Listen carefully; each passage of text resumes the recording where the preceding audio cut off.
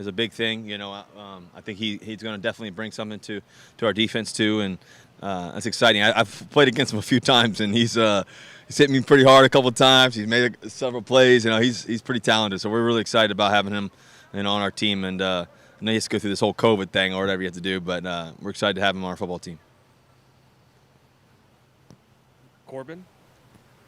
Hey, Ross, you get to play against one of the best linebackers in football in practice every day, but the 49ers have a pretty darn good one themselves in Fred Warner. Where does he compare against some of the best linebackers that you've played against? I think Fred's one of the best players out there, on the field. And I think he's one of the best linebackers I've played. He's so super smart. He's on his stuff. He's detailed.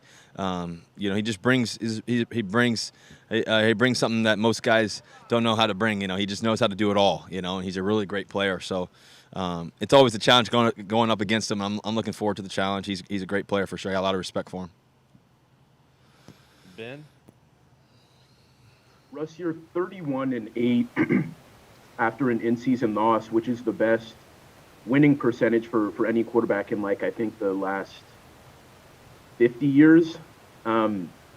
Just what makes you so good after, kind of being brought down and kind of bouncing back, so, coming back with a win?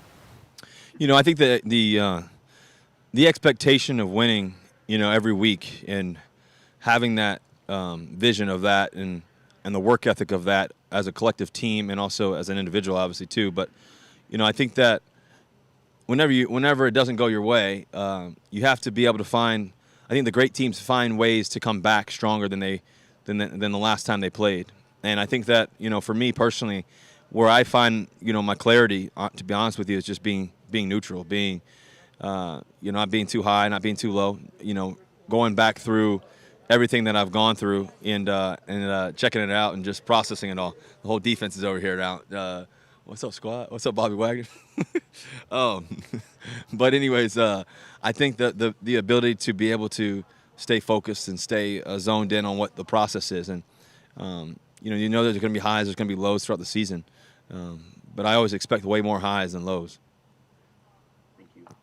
Look good, Russ. Look good, Russ. Yeah, B-Wags. John Boyle? Since you were just talking about B-Wags, you had some good battles with that defense in training camp. They were making a lot of plays. Obviously, the season hasn't started how they wanted, but how good can that group be from what you saw in camp if they get it all going? Yeah, I think our defense can be great. They've been so timely in so many key situations. Go back to last week, how the defense stopped them on 4 straight downs. That was amazing. That's a team effort, unbelievable, and just they've been timely all year. You think about all the games, down to the wire or whatever it may be. So I think the biggest part is just us all coming together all at the right time and all meshing together. In terms of the on the field, we're all meshing together as teammates and all that. But what I mean is that the whole picture comes together all at the same time. That's going to be really special when that happens. I think that when Jamal comes back, that's going to be a big thing. Whenever that is, and just he brings a lot of great energy and all that too as well. And I think Ryan Neal's played amazing in his place too. And so that's a good thing for us that we know that we have another great safety and a guy like Ryan. And I think Dunlap will help too as well, getting some of that extra rush. And we're in a really good place. We just got to continue to get better. I think that every season, no matter what season it's been from 2012 to this year, 2020, in the midst of everything that's gone on for COVID and everything else, I think we're a really great football team. And we're just got to stay the course, keep our heads down, and keep working. And the great things are going to continue to come. Joe Fan? Russ, easy to play the hindsight game looking back, but on that 3rd and 2 play, you had checks at your disposal, decided to run the football. What did you see there that you liked? And then, do you go back at that one and say, man, maybe I should have kept that ball in my hand?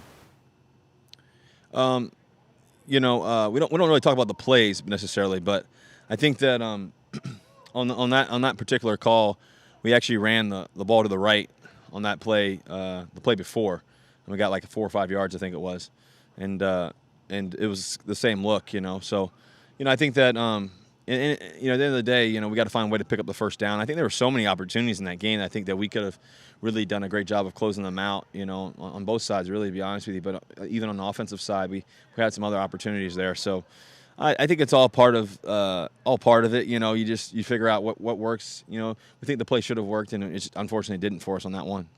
Did you pine for it at all to go for it on fourth down there? You know, I always want to go for it. That's just my nature, though. But you know, being backed up and stuff is probably the best decision. Jackie.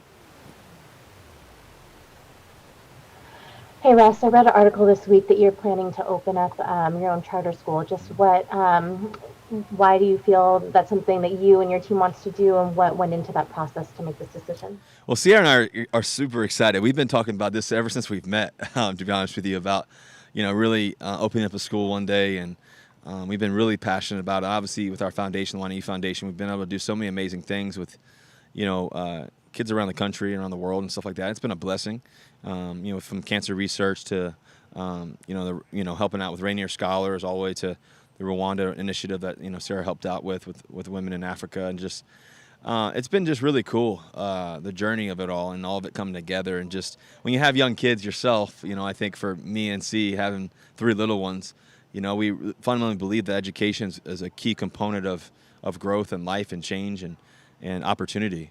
And I think that what we're really excited about with our, you know, Why Not You Foundation, ultimately with the, you know, the Why Not You Academy, what we're really excited about is continue to give, you know, young kids an opportunity and opening up doors that they may have never seen or had the opportunity to recognize or experience. And I think that the beautiful blend of education and experience, I think, is what we hope to be able to bring together with, you know, the Why Not You Academy. And I know Sierra and I are both really, truly ecstatic to be a part of this and to really make a difference, hopefully.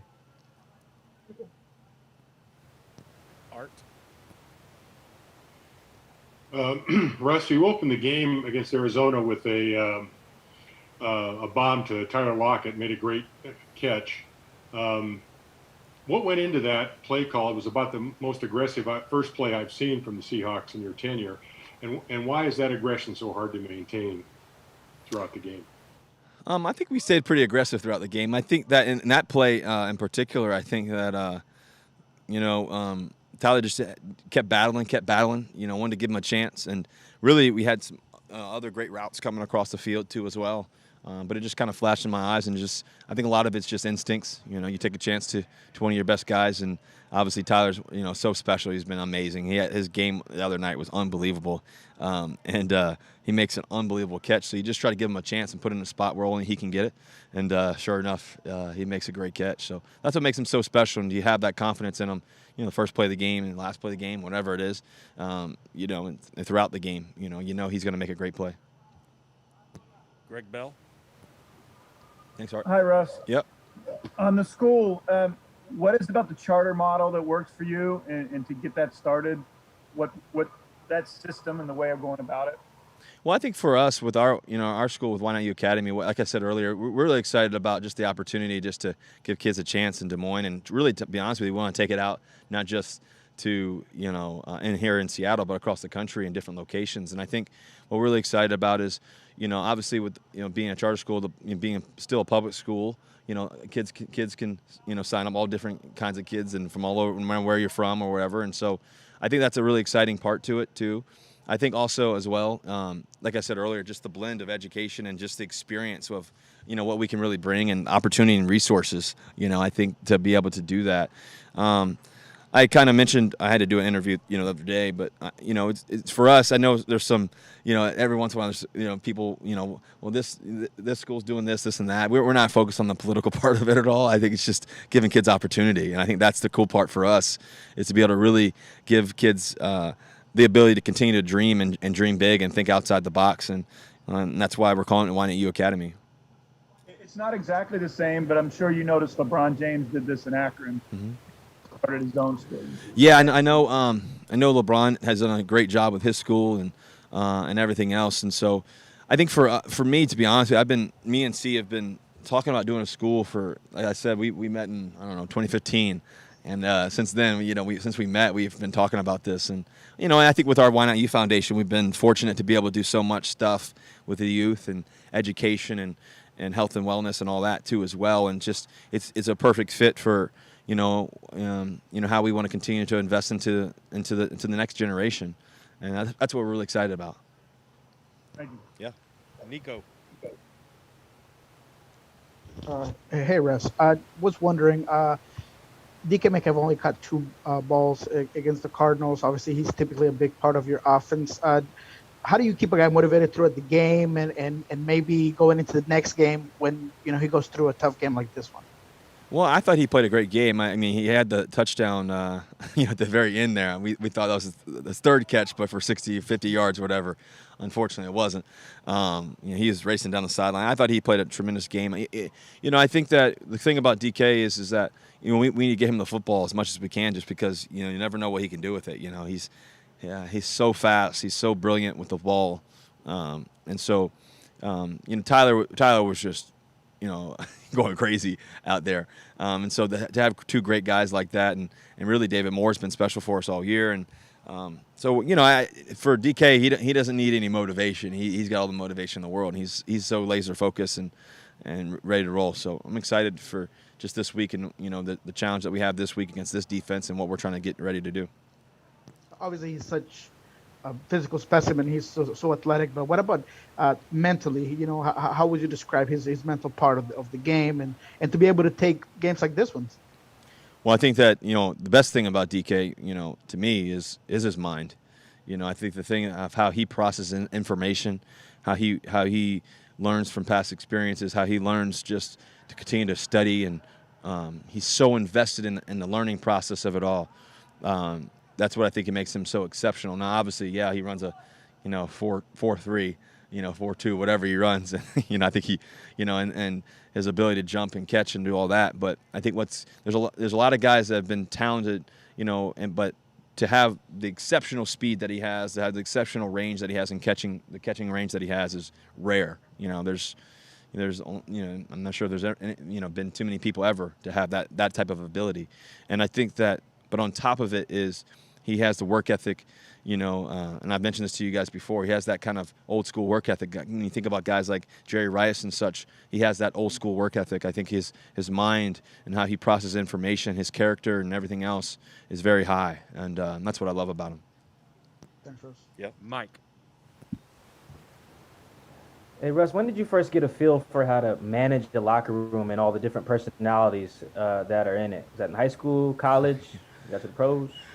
Yeah, man, I think that you're always constantly, managing it and processing it and all that. But because every locker room's different, every year's different, every player's different, and so I think that when you're in high school, I think that's when I kind of really, when I was in high school, we were state champions, those three years, and we were pretty talented. We had a lot of great players, a lot of great talent, and a lot of guys who could get the ball. And I think it was all about one thing. It was about winning. It was about it was about the hard work. It was about all of that combined.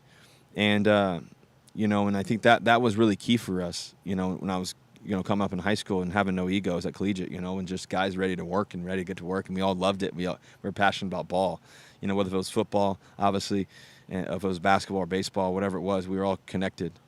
I think that when you go to college, when you have people from all different places around the country, you start realizing that people have different viewpoints. People have different ways of how they process a play or how they've done, thrown a ball or caught a ball or how they may tackle or whatever it is. And so what's the beautiful thing about going to college is that you have this mixture of youth and talent, but yet also this education process and educational process too as well of learning how to become a man, to be honest with you. And I think that, when I was in college, it was probably the biggest growth proposition for me because, I had my dad on his deathbed.